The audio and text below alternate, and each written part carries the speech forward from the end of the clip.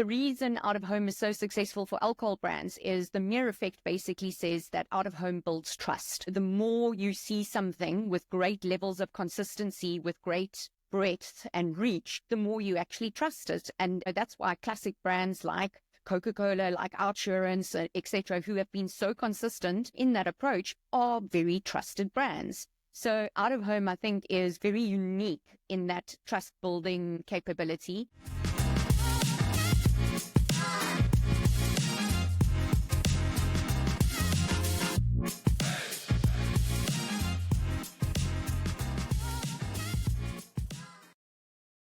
Welcome to the Beyond the Billboard podcast. Today, we are joined by Melanie Campbell, the Group Managing Director of Rapt Group.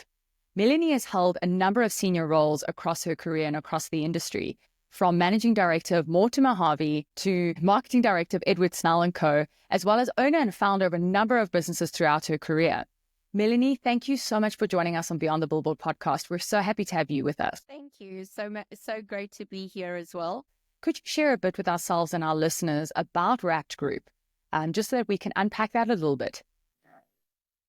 Yeah, I think the advertising industry is in such an interesting space right now.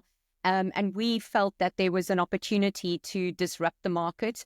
And so Rapt Group is the most integrated advertising group, I believe, in South Africa. What that means is that we are multidisciplinary. So we actually have Rapt Creative, which has all the normal skill sets that sit in a classic creative agency, which include PR, activation, social media. We also have our own in-house media department. And then we've got our own insights department. And the beauty of integration is actually too many businesses have separate strategies. We have one strategy, and it actually informs all our disciplines. And we just find that we have much better results for our clients when we behave in that way. And our second part to the secret sauce is what we call mid-size by design. So we believe there's a magic number. There's only so many relationships you can have with your clients. We believe the combination of full integration and mid-size by design, along with a bit of that maverick spirit, is something which we'd like to disrupt the industry with. Absolutely love that mid-size by design. That's really, really fantastic. It allows that adaptability. It allows that agility, which I think is so amazing. Yeah, absolutely. I think some of the things that we do that are breaking the mold, I mean, we actually have our own informal market network. So what that means is we've got access to media visibility in 50,000 spazas throughout South Africa. And on top of that, we actually have measurability. So we're able to actually record what your sales are prior to having visibility in the spaza, as well as post having that out-of-home visibility. What I wanted to ask you now as we kick off into this episode is, given your extensive career and all the different senior roles that you've held and really having insight into creative and brand building strategies, I wanted to ask you, how have you seen out-of-home evolve in those strategies over the years? Is there any place, that you can call out where it came from to where it is now? I would be really interested in hearing your perspective on that. What I think out of home has brought us today is just a much greater versatility and creativity. So what I mean by that is you've got large format out of home, which is really, really being linked to building big trusted brands because of its disruptive nature. But then you've also got like video-based or digital out of home, which is now a lot better at driving that emotional and affinity building, which static wasn't always able to do. I think we've also been able to show better integration of out of home with clear call to actions and integration into mobile as an example, which means that you can actually really drive towards a call to action. I love the integration of all the different departments within how Rapt has been structured. And I also love the mid-size intentional growth strategy or intentional size strategy. I think it really speaks to, as you mentioned, the landscape is going through such a transformation when it comes to how big agencies are showing up in the market and how that's changing. I wanted to ask you, from your perspective, what is kind of the biggest thing that you're seeing from a creative point of view that you wish would change around how brands are approaching out of home? Sometimes that media agency, creative agency loop is missing, and then the media owners who form part of that chain are sometimes left not knowing who to approach on the creative side, if to approach them at all. And the creative agencies aren't necessarily dealing with the media owners directly either. So I would love to get your opinion on that. So I think my biggest bugbear, in all honesty, before we even get to the more technical stuff, is the basics. I think people get the basics wrong. And then on the creative side, I think people are forgetting that it is a medium in its own right that through creativity can integrate with technology. I think we've seen numerous campaigns that integrate with proximity-based technology. I think we've seen really disruptive creativity that has a beautiful, simple message, but has the ability to just stop and arouse you in your steps. And to your point, Liv, I think the fact is when there are two separate strategies, which is a media agency strategy and a creative agency strategy, that's where the first breakdown happens. Because at the end of the day, one should be considering the consumer journey. You should be taking your strategic intent, understanding what the consumer journey is, understanding the order in which key messages need to be disseminated, and having a clear role for each medium in what it is doing. And I think more often than not, I think out of home is such a beautiful place to create that priming effect for the next call to action, which happens on digital or other more engaging mediums. Yeah, that's just a critical point, and you've nailed it on the head, is around the primer for integration. And we know there's various research that's been done. Most of it happens in global markets, but there is also some local research around how out of home is that primer for other online activity, and you can drive people from out of home to search. So it's really key. I also love you've touched on the basics. And again, you think in an age where there's 3D anamorphic creative, you can do proximity targeting. There's some clients doing really some fancy modeling around looking at the ROAS and the return on ad spend from out of home and how do those links come together. In a world where all of that is happening, we are still struggling to not put more than 6 to 8 words on a billboard on the side of the road so that people can actually read the messaging. Are we still not making the logo clear enough so people drive away remembering which brand that they saw? So I do agree with you. It is around going back to the basics too. Mel, in the intro, you touched on some of the great work that Rapt's doing from an innovation perspective in the mass market space and in the spaza space. And I wanted to ask you, could you please elaborate on what exactly you guys are doing in that space, what opportunities are existing there, and specifically you touched on the measurement piece. I'd love to just unpack that with you a bit more. Yeah, it is. We are currently in a joint venture with a business that has a huge amount of the technology backing that I'm going to talk about. But at its simplest form, the business that we work with set out with a beautiful goal, which was to try and remove as much cash from the informal market. And so when we partnered with them, they actually have a ordering platform which facilitates the order of product between spazas and their redistributor. So let's start with that because that's the source of the data. What we have then is exclusive agreements with 50,000 spazas, which give us the right to drive both out-of-home branding and visibility, as well as in-store branding and visibility. And what we're able to do is look at what were your sales and product availability like prior to having any form of visibility in the spazas. And then, of course, contrasting that with how your sales evolved post the campaign. And so it's an inference, of course, and we'd have to, have numerous controls to make sure that those inferences are correct. But in a world where there isn't a lot of attribution when it comes to advertising, this is a great win. And I think further to that, more and more I spoke about performance marketing and how people want to start closing the gap between the creative consideration driving messaging and then the real conversion, close the sale initiatives. So we also have access to a promotional mechanic, which means that we can run a promo for any product in the spaza and able to give them airtime redemptions or other redemptions and ultimately step change rate of sale or potentially even just availability of the product. So I think that's something unique in a market which is largely unbanked, unmeasured, and probably fairly untapped.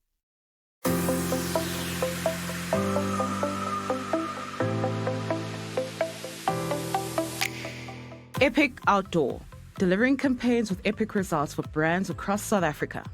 We specialize in iconic billboards, dynamic digital screens, bespoke airport solutions, and innovation that sets your brand apart to deliver true impact. If you're looking to stand out, partner with us. I wanted to swing into something that you've had a lot of experience in, which is the alcohol category. And alcohol category is big players in out of home. We know when we head to Q4 of the year, we know that a lot of those key amazing sites are going to be taken up by the alcohol category. And everybody's trying to plan sooner than the other, and it's moving up earlier and earlier and earlier. But, this is a space that you have got experience in. And even though we see, in Outdoor Auditor's latest report, or August 2024 report, there was a slight reduction in the number of sites, and that's possibly because of the strategy of channeling budget towards more, quality sites, so high impact sites versus number of sites. We've seen a slight change in that. But what I wanted to ask you is, why do you think, you've been on that side, on client side, you've had so much exposure, client and agency side, on the alcohol category. Why do you think out of home works so well for that category? Yeah, I think, again, it does probably come back to its stopping power. It's interesting. I knew I was coming for this podcast, so I thought, let me geek out a little bit with a little bit of science. And I was reading about a couple of things. So the one thing which was that they were talking about was something called the mere exposure effect, which I thought was fascinating. And the reason out of home is so successful for alcohol brands is the mere effect basically says that out of home builds trust. The more you see something with great levels of consistency, with great breadth and reach, the more you actually trust it. The other thing that I thought was one which I'm very, very, very enthused by is the von Restorff effect. And this just talks about the more unique and distinctive a stimuli is, the more it is able to stand out for you and be memorable. And this comes back to that point, is if you're just going to slap your TV message on a flat static billboard, you're probably not getting the best return on your investment. If you're going to think about how you arrest someone's attention with the creativity of that billboard, it's probably going to work to greater effect. And then I think the final one, which is not one I normally associate with out of home, but with the advent of digital has become more pervasive. So my history, I used to prefer video media when I wanted to drive hard-hitting emotion. And I think there's so much information from both Kantar as well as the System 1, System 2 thinking that says that emotion is one of the critical factors towards driving brand consideration. And so my normal move would have been in the past to favor TV, YouTube, or digital for that. But I think the advent of digital out of home has shown us the ability of rich storytelling and how that can play a role. And I think coupled with technology, just some of the crazy things you could do.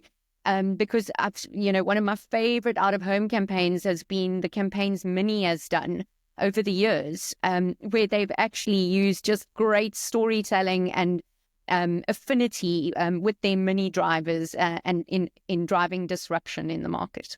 Yeah, I love that you've touched on the creative side and also around that driving emotion. And I think that for me, I know that there's still some case studies or some campaigns that when I come across them, I still get like an emotional response to some of the campaigns I've been seeing since I joined the industry. But sometimes there's something in a creative messaging that kind of sticks with you. For me, those heartstring ads are usually related to the Coca-Cola brand, like over time, has done some of the most amazing work. And I think that there's one that stands out to me around an activation that was done in a mall where you had two different regions where people could kind of connect their hands through a vending machine, and then you could connect with somebody in a different region. But they were able to connect through this vending machine moment in a mall, which I thought was such a beautiful moment to bring people together, again, through the use of out of home and that creative hook. And you've touched on an example from Mini. Mini have done some amazing stuff when it comes to combining kind of static, digital, and activation piece of out of home together, which can also tell such beautiful stories. Yeah, I mean, to be honest, the reason I almost go back to Mini is I think there are three Mini campaigns that have really stood out to me. And I always say the testament of that is I've watched so many case studies in my life, so I didn't have to go and dig for it. It was still so fresh in my memory, and that always tells me the power of an idea. And the 3 mini campaigns that I thought were very similar but yet so different, all leveraged out of home as a strength. So it feels like that's a bit of a strategy for them. And I think the first one was actually called the Mini Shortcut. And they were talking about some of the new technology in the Mini, which obviously helps you get around a lot quicker. And they'd used out-of-home placements in certain areas in the city. And if you had to, for instance, drive around the block, and maybe that would have been 5 kilometers, they created a billboard with a ladder, and you could climb over this wall and cut through. And they had these tactical placements all throughout the city, which actually had real life shortcuts. And I thought, what a beautiful way to use the presence of out of home to bring a very tangible brand benefit across. And then the other ones, the Mini Connected, there were 2 similar ones, but I love a good hack. The first one I saw was a digital billboard, and they literally had a spotter sitting next to the side of the road, maybe a kilometer up, and he would spot a Mini driver, and he would sort of program it into his laptop, and on the screen, it would personalize the message for that Mini driver, and it would go, hey, you in the red Mini, why don't you pick up a free coffee at the next stop? Or it would be a personalized message. And I thought, how clever, and even with the little hack of the person sitting there, but it just feels like for them, out of home is a real decision and an active strategy. And I think that's why, for me, they still very much stand out. That example you've given where there was like the spotter with activation, I also, I know that case study very well, and remember thinking we need to really try and execute this in our market, because a mechanic is quite simple, but it has to be executed really effectively. And I know that this has been executed something similar on Mondelez for the Star brand of chocolate. I did it on 5 Star. And I was going to say, Chris, I'm sure you were actually the one who did it, because I remember seeing the case study, and at the time, because Kirsty and I used to work at competing agencies, being quite jelly that like, wow, someone has actually landed this here. So yeah, Chris, maybe it's a good chance for you to give some feedback from actually executing this live spotter mechanic in out of home, which is such a beautiful example of the use of the medium. Yeah, thanks. And I love that you picked up 5 Star Mondelez. It was a fantastic campaign. It was for the launch of 5 Star chocolate in the market, and it was very much that. So it was getting the screen to talk to the people sitting in traffic, picking up like, hey, you in the red shirt, you in the black BMW, whatever it might be, and just actually calling it out, saying, hey, you know, hoot for a 5 Star chocolate. And there was an activation happening at key locations and key robots. And then there would be someone that runs up that gives you a free chocolate. So all you had to do was engage with the message that had like called you out in traffic at key high traffic main arterials. So really awesome campaign, really effective. But I think it's also made me think, when you've been talking now, Melanie, about, you know, really amazing campaigns, I think it also reminds me of something that you said in your closing article, in the trends article. And I think it's really fantastic to speak to you about being bold and being brave and pushing those boundaries in out of home as we tackle into 2025. So I'm just going to read it out, but it says, this isn't the year for playing it safe. The advertising landscape is demanding more guts, more grit, more big ideas that shake people awake. If 2025 teaches us anything, is that the world belongs to the brave. And I absolutely love that, because I think that's also the ask of out of home, right? Let's be bold, let's be brave, let's push those boundaries. Let's invite some more gamification into our market. There isn't enough of that. Let's invite more live streaming. We're really not utilizing digital out of home in the way that we can in our country and a lot of countries across the continent. Let's invite more localization in our creative. Let's talk to our audiences in their languages. Let's connect and resonate with them. I think there's more pushing of those boundaries. Let's stop these TVCs on digital out of home. Let's see how we can bring in social trends. We had Celia Collins on recently also just talking about how can we bring social media trends into digital out of home. So I think your closing statement in your article really, for me, hit home for like, what is the message that we would want to say to out of home as we go into 2025? I think let's be bold, let's be brave. If we look at the Adoptable campaign by Pedigree, Cannes winner last year, bringing AI into that creative, geospatial planning into their creative, being really, really meaningful and purposeful about their message and their campaigns. Let's start doing more of that out of home in South Africa. Let's get more of that on the map. Do you have anything to build on that? Yeah, I think that's such a good point. And being in the ad agency world right now, I think, you know, so much energy is often spent on just cracking that big idea, that big conceptual space.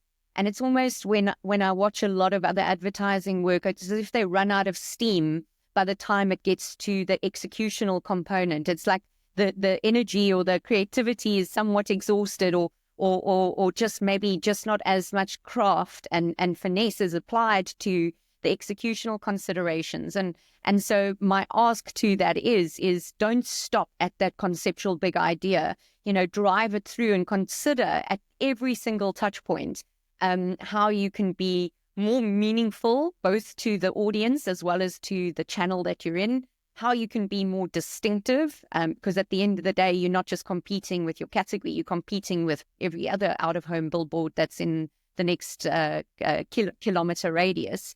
And of course, I think it's always that beautiful balance between cut-through and salience. I think the and or doesn't work either, right? If you've got only 3 spaces and they're beautifully impactful, you're probably not going to see the results. Similarly, if you've got thousands and they're not very disruptive, you're also not going to see results. So it's that beautiful balance between impact and reach. I love how you spoke now about transcending, that impact, that balance between the two, but also just bringing purpose in and being meaningful.